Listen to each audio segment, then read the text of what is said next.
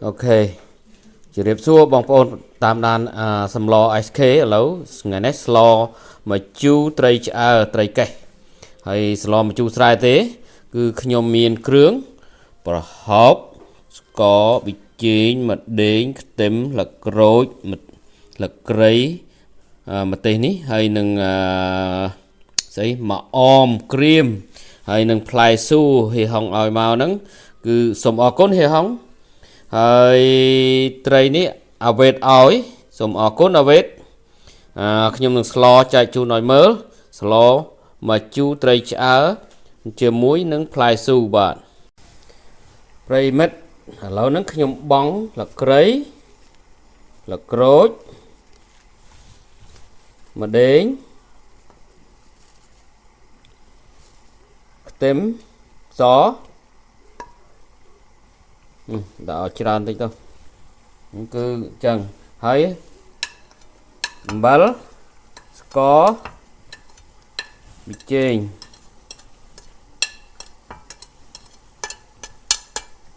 អូខេតើមកខ្ញុំនឹងដាក់ត្រីចូលខ្ញុំបងអានេះវាចេញតិចទៅឥឡូវខ្ញុំដាក់ប្រហុកហើយប្រិមិត្ត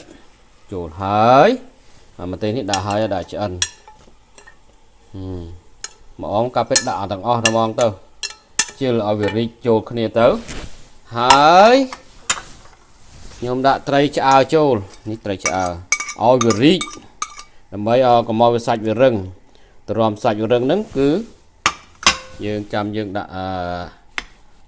បន្លែតាមក្រោយអូខេតាមដានបន្តឥឡូវខ្ញុំដាក់អំពិលម្សៅនេះបងប្អូនយកនេះប្រើអូខេឡមកជូរស្រែដាក់ប៉ុណ្ណឹងទៅ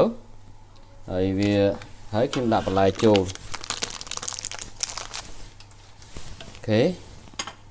កូរតិចសិនត្រីផុយហើយគ្រឿងក្រូចអីចេញជាតិអស់ហើយខ្ញុំដាក់បន្លែចូលបាទស្លមួយឆ្នាំងហ្នឹងញ៉ាំ3ពេល4ពេលហ៎យើងធ្វើហត់តែម្ដងហើយបាន2ថ្ងៃ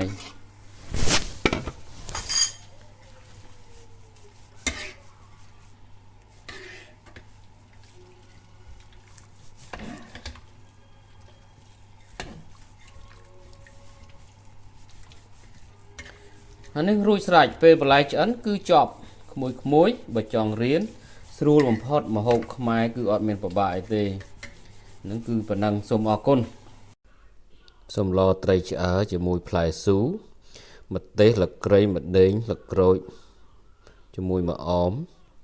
បាយមួយចានរួចរាល់ហើយទឹកមួយកែវទឹកក្រូចលាយក្រូចឆ្មា